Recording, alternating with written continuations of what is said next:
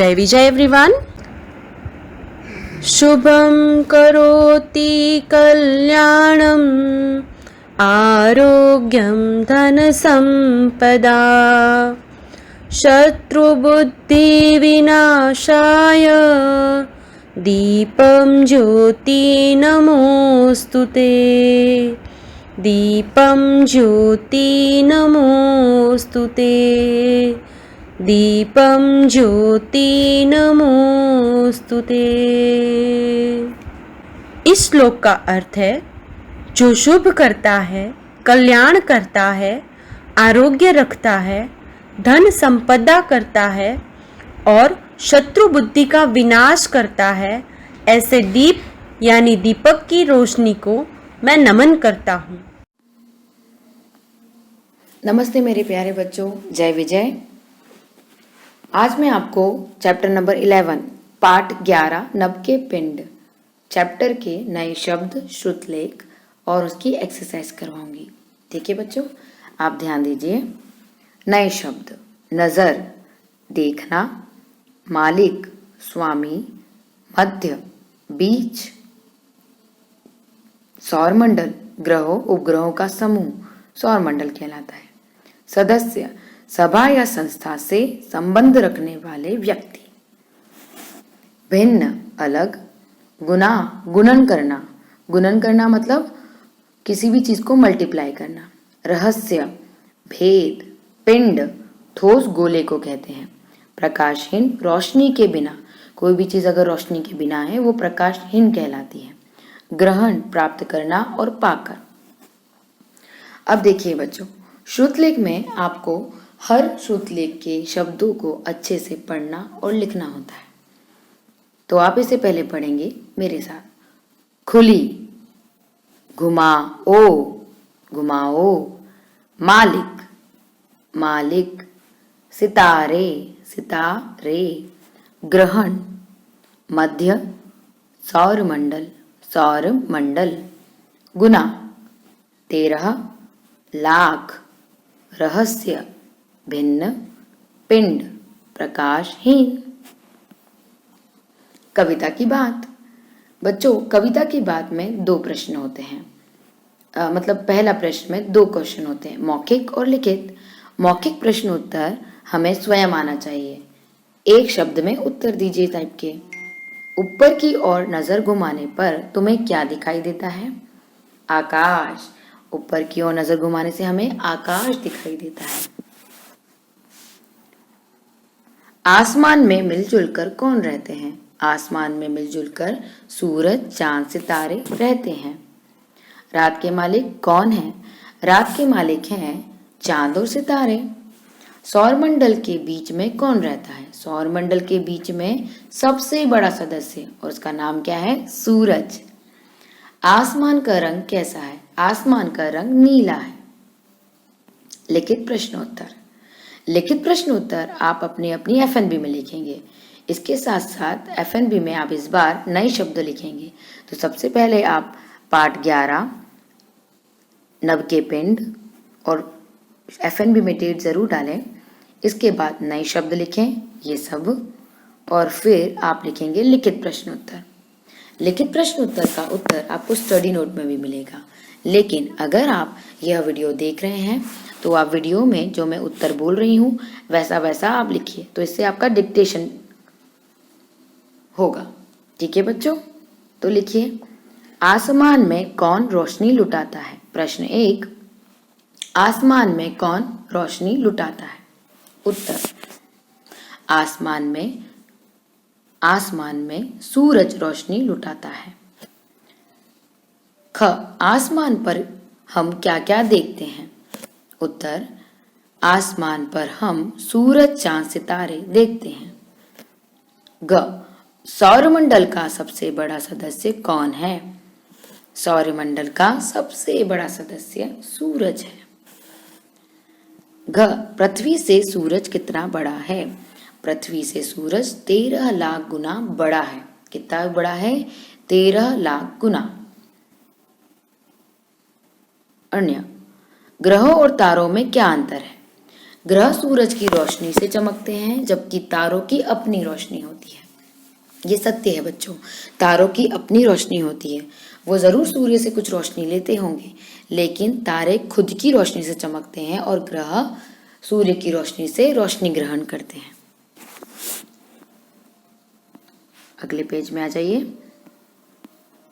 अगले पेज में है आपके सही स्थान पर सही चिन्ह लगाइए, सही उत्तर पर चिन्ह लगाइए। आसमान के पर्यायवाची शब्द कौन से हैं? आकाश, नभ और गगन। खाली सा स्थान का क्या अर्थ है? आकाश। सूरज की किरणें धरती पर आने के लिए कितना समय लगाती हैं? 8.5 मिनट।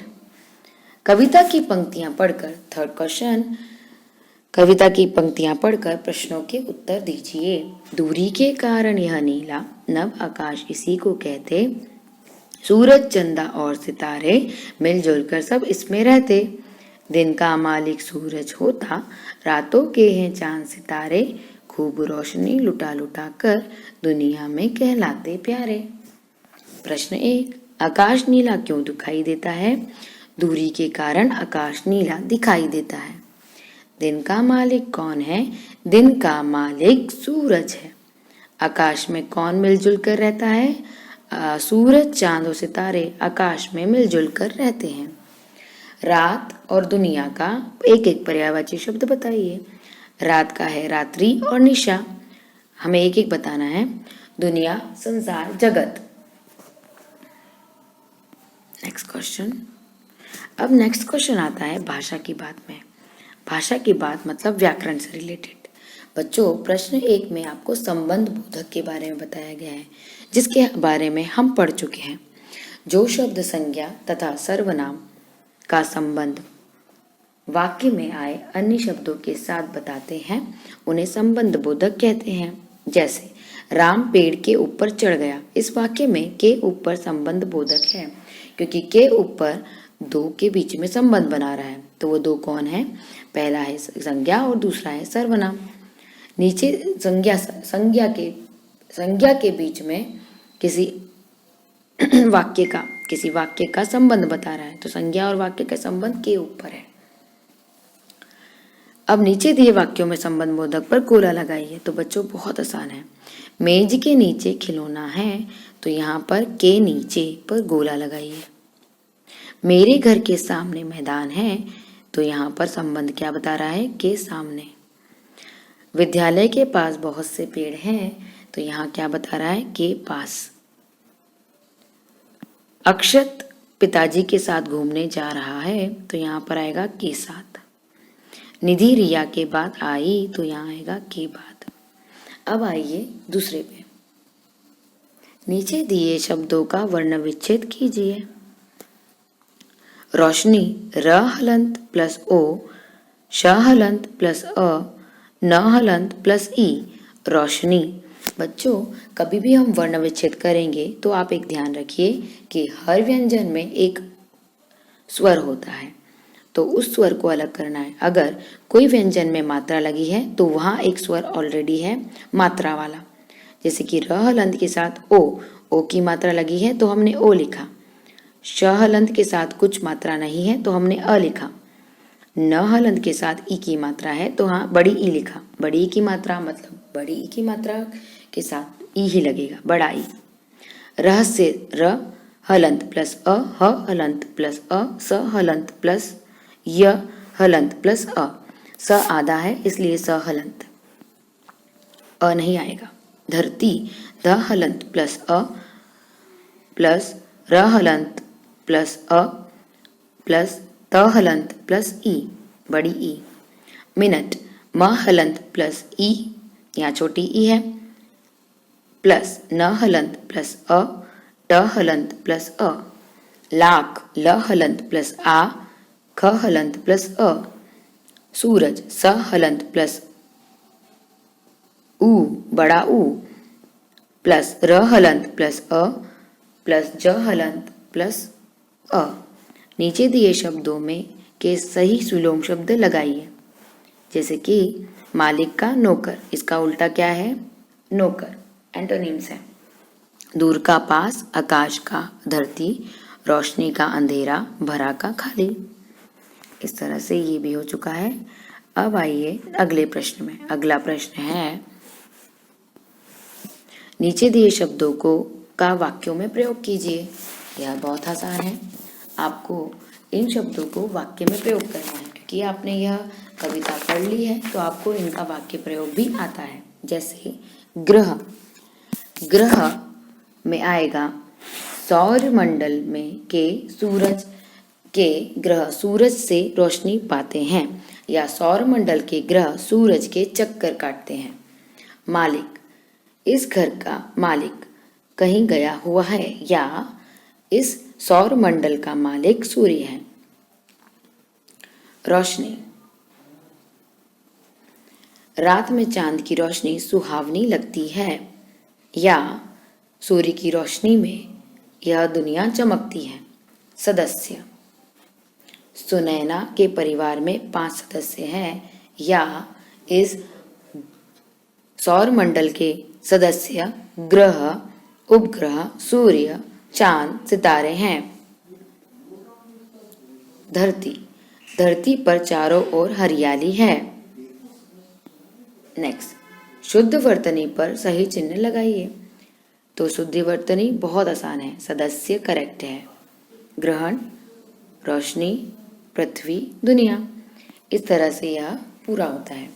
अब आते हैं मूल्यपरक प्रश्नों में। बच्चों, मैंने आपको आपका होमवर्क भी देना है मूल्यपरक प्रश्न से रिलेटेड, क्योंकि आप जानते हैं कि सूरज से हमें क्या क्या मिलता है। तो आप इसमें 3 या 4 लाइन जरूर लिखिए, बस अपनी CGW नोटबुक में। दूसरा प्रश्न है, सूरज को आग का गोला क्यों कहते हैं? क्योंकि यह सबसे गर्म है। यहाँ सब बस ज्वाला धधकती रहती है। यहाँ पर गैस से बहुत सारी गैस हैं जो कि आपस में टकराती हैं और फटती हैं, जिसके कारण सूरज एक गैस का गोला भी है और वह इसी वजह से जलता रहता है। सोच समझ की बात, पृथ्वी के चारों ओर कौन घूमता है और उसको किससे रोशनी मिलती है, कक्षा में बताइए। अब जैसे कि पृथ्वी के चारों ओर कौन घूमता है? चंद्रमा। और चंद्रमा को रोशनी किससे मिलती है? सूर्य से। ठीक है, चंद्रमा को रोशनी सूर्य से मिलती है और वह पृथ्वी के आसपास चक्कर लगाता है। आपको पता है पृथ्वी का एक ही उपग्रह है और उस उपग्रह को हम चंद्रमा कहते हैं, है ना बच्चों। इसी तरह से आप चंद्रमा के बारे में और भी जानकारी अपने YouTube में सर्च कीजिए और ज़रूर हिंदी में लिखिए। दूसरा प्रश्न, सौरमंडल के ग्रहों के बारे में कक्षा में चर्चा कीजिए। तो जिस तरह से मैंने आपको चैप्टर एक्सप्लेन किया था, उसमें हर ग्रह के बारे में आपको बताया है, तो आप वो वीडियो ज़रूर देखें और इस प्रश्न का उत्तर CCW नोटबुक में ज़रूर लिखें। कुछ करने की बात, विज्ञान भवन या नेहरू प्लेनेटोरियम के माध्यम से ग्रहों नक्षत्रों के बारे में जानकारी एकत्रित कीजिए। दूसरा, मंगल ग्रह के बारे में इंटरनेट से ढूंढकर पढ़िए, एक प्रेजेंटेशन तैयार कीजिए। बच्चों, यह सब अगर आप बहुत ही ज़्यादा उत्सुक हैं या आपको बहुत ही ज़्यादा इन चीज़ों के बारे में इंफॉर्मेशन है और आप इंटरेस्ट लेते हैं, तो आप ये प्रश्नों के उत्तर ज़रूर लिखिए। आपको भी अच्छा लगेगा और आप ये इन्फॉर्मेशन क्लास में जब शेयर करेंगे तो आपके फ्रेंड्स को भी आपसे कुछ जानकारियाँ प्राप्त होगी, है ना बच्चों। तो आज का ये एक्सरसाइज कंप्लीट हुआ। आप सभी ये एक्सरसाइज को करें टेक्स्ट बुक में, लेकिन प्रश्न उत्तर, लिखित प्रश्न उत्तर आप लिखेंगे अपनी FNB में नए शब्द के साथ। ठीक है बच्चों, आप अपना ख्याल रखिएगा। Bye bye, Tata.